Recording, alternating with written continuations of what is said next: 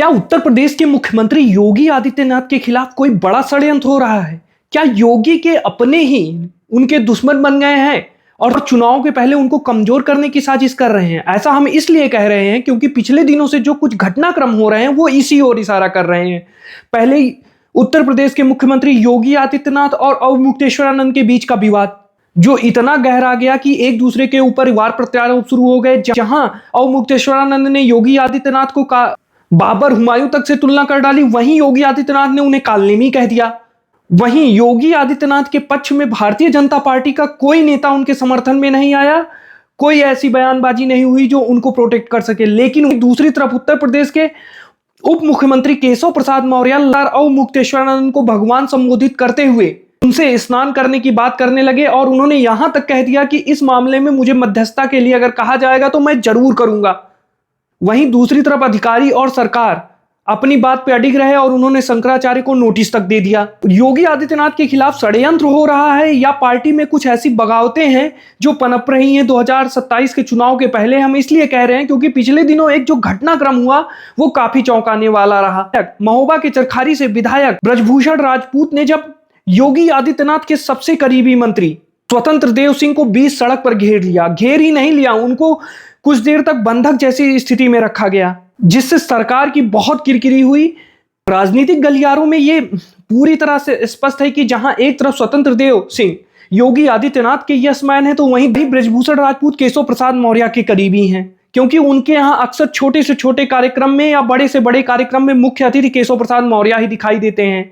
तो क्या ये भाजपा की अंदरूनी लड़ाई है, लखनऊ की ये आपस की लड़ाई है जो दो विधायक और मंत्री के बीच में दिखी? क्योंकि भाजपा एक अनुशासित पार्टी है और वहां पर बड़े बड़े मंत्री या बड़े बड़े पार्टी के पदाधिकारी जहां ये हिम्मत नहीं करते हैं, वहां एक छोटा सा विधायक, वहां पर एक विधायक एक मंत्री के खिलाफ सड़क पर खड़ा हो जाता है और उसके ऊपर कोई कार्यवाही भी नहीं होती है। क्या ब्रजभूषण राजपूत के पीछे कोई अदृश्य शक्ति है या लखनऊ में ही उनको केशव का वरदान है, या केशव को भी दिल्ली से वरदान होने के बाद ऐसा कुछ हो रहा है कि 2027 के विधानसभा चुनाव के पहले आपस में इस तरह की खींचतान भाजपा को बहुत नुकसान पहुंचा सकती है। जबकि यूजीसी और अन्य प्रकरणों के बाद भाजपा को काफी नुकसान हुआ है और वहीं दूसरी तरफ विपक्षी पार्टियां योगी आदित्यनाथ के ऊपर भी जो जातिवादी होने का ठप्पा लगा रही है वो भी लगातार बढ़ता जा रहा है। और इसने तब ये हवा पकड़ी थी और सवर्णों के बीच असंतोष पैदा किया था जब नए नवेले अध्यक्ष ने भारतीय जनता पार्टी के उन विधायकों को नोटिस जारी कर दिया था और उनको धमकी तक दे डाली थी कि अब कोई बैठक नहीं होगी। जबकि वहीं कुछ दिन पहले राजपूत विधायकों ने मीटिंग की और उस पर पार्टी ने कोई कार्यवाही नहीं की, उस पर पार्टी ने कोई विरोध नहीं किया।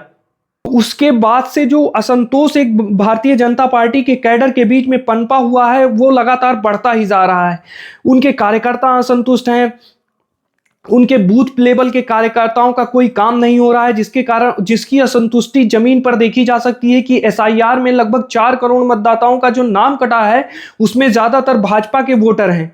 और इस पर केंद्रीय नेतृत्व ने भी प्रदेश नेतृत्व को फटकार लगाई है कि आप लोग लगिए। उसके बाद कार्यकर्ता लगे तो हैं, लेकिन फिर से बड़े नेता वही फोटो सेशन में लगे हुए हैं, जबकि जमीन पे ऐसा कुछ नहीं है। जो 2014, 2019, 2017 और 2022 के चुनाव में कार्यकर्ताओं में उत्साह था वो जमीन पर अब भाजपा के कार्यकर्ताओं में उत्साह रह ही नहीं गया, क्योंकि वो पार्टी की तरफ से पूरी तरह से होपलेस हो गए हैं। क्योंकि इन 10 सालों में भाजपा के कार्यकर्ताओं को नेपथ्य में डाल दिया गया था और सभी कार्यकर्ता अपने घर बैठ चुके हैं और चुनाव के पहले उनको मोबिलाइज करने की कोशिश की जा रही है। लेकिन भाजपा के लिए सबसे बड़ा खतरा यही होने वाला है कि उनका अपना कार्यकर्ता घर बैठ गया है।